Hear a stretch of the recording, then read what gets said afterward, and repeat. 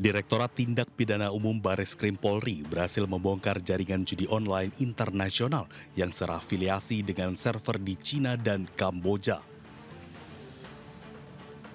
Selain itu, polisi juga amankan 22 tersangka memiliki peran masing-masing. Dalam pengungkapan yang dilakukan serentak di 4 kota, yakni Kabupaten Bogor, Kota Bekasi, Kabupaten Tangerang, serta Denpasar, Bali pada 13 Juni 2025 lalu. Dalam pengoperasiannya, para tersangka memiliki ribuan kartu SIM card yang digunakan untuk mengirimkan promosi atau iklan judi dengan cara broadcast kepada para pengguna WhatsApp secara acak. Dari hasil penggeledahan, polisi menyita sejumlah barang bukti, di antaranya ratusan ponsel, mobil, puluhan komputer dan CPU, serta ribuan kartu SIM card. Dalam menjalankan aksinya, para pelaku meraup keuntungan hingga ratusan miliar rupiah dalam waktu 1 tahun. Guna mempertanggungjawabkan perbuatannya, pelaku terancam beberapa pasal UU ITE, ancaman 6 tahun penjara, denda 1 miliar rupiah, pasal pencucian uang ancaman 15 tahun, denda 1 miliar rupiah, serta pasal 303 ancaman 10 tahun penjara, denda 25 juta rupiah. Tim Liputan iNews melaporkan.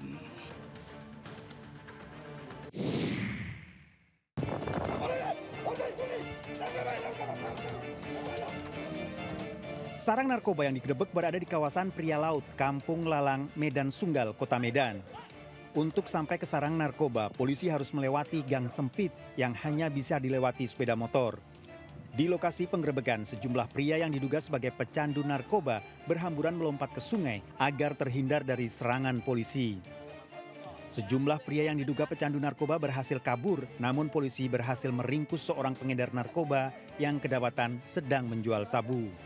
Polisi menyita sejumlah paket sabu siap edar dan sejumlah uang hasil penjualan narkoba.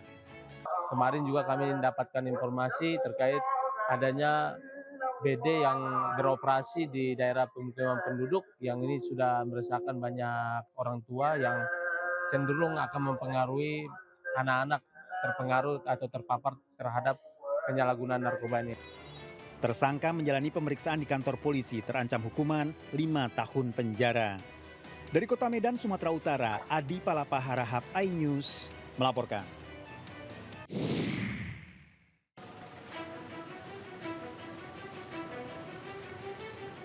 Petugas damkar perlahan menghampiri seorang pria lansia yang terjatuh ke bantaran kali banjir Kanal Timur di Pulau Gebang, Cakung. Petugas mengevakuasi korban dengan tangga. Evakuasi berlangsung dramatis karena tebing bantaran kali curam dan licin. Korban alami stroke terjatuh ke bantaran kali saat tengah berjalan kaki. Warga yang panik melihat korban meminta pertolongan pemadam kebakaran untuk proses evakuasi. Si korban jenis laki-laki dan saat itu juga terbaring lemah di bawah bantaran kali tersebut, sehingga tim damkar melakukan size up dan action bahwa masih bisa terjangkau oleh tangga yang terdapat di unit. 3 personil pemadam kebakaran beserta alat pendukung dikerahkan untuk mengevakuasi korban.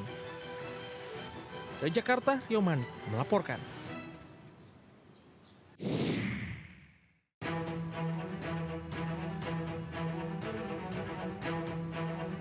Dalam rekaman CCTV ini, pelaku mengancam korban dengan senjata api dan senjata tajam di area minimarket Mustika Jaya, Kota Bekasi. Namun ada warga yang melawan mengetahui senjata mainan yang digunakan. 2 pelaku langsung ditangkap dan langsung diamuk warga. Polisi yang datang menyelamatkan pelaku. Peristiwa bermula saat kedua pelaku datang ke minimarket. 1 pelaku sebagai eksekutor mendekati motor sasaran yang diparkir di depan toko. Namun saat hendak membawa kabur sepeda motor curian, ternyata dikunci ganda. Pemilik motor yang mengetahui aksi pencurian kemudian keluar toko dan berteriak, dan kedua pelaku diamuk massa. Kedua pelaku ternyata residivis. Nah, ini juga modusnya menggunakan kunci T, tetapi saat kunci T sudah berhasil dibuka, ini ternyata masih ada kunci cadangan, yaitu kunci roda.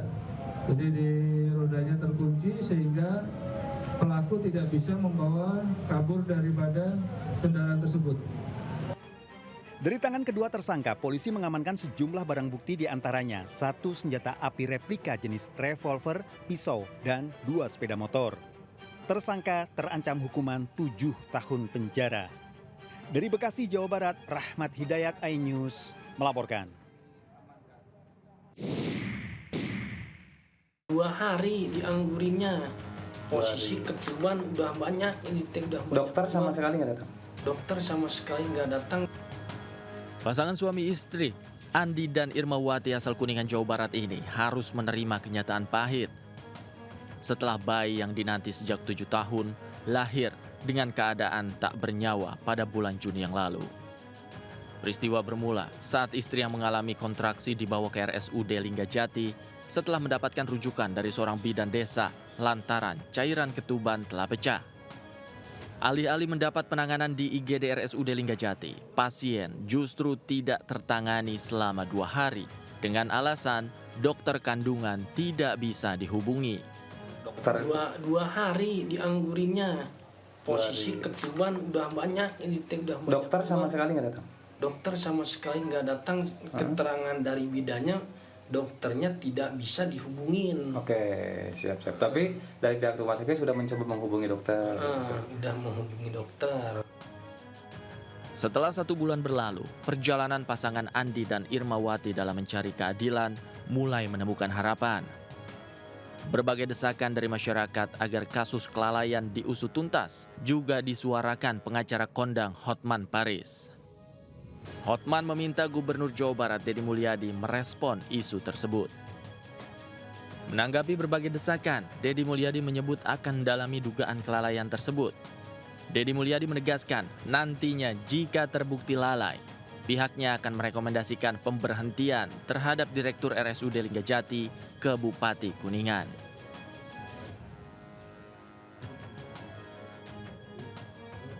Sementara itu Bupati Kuningan Dian Rahmat Yanuar sebelumnya juga telah menonaktifkan Direktur RSUD Linggajati Edi Syarif.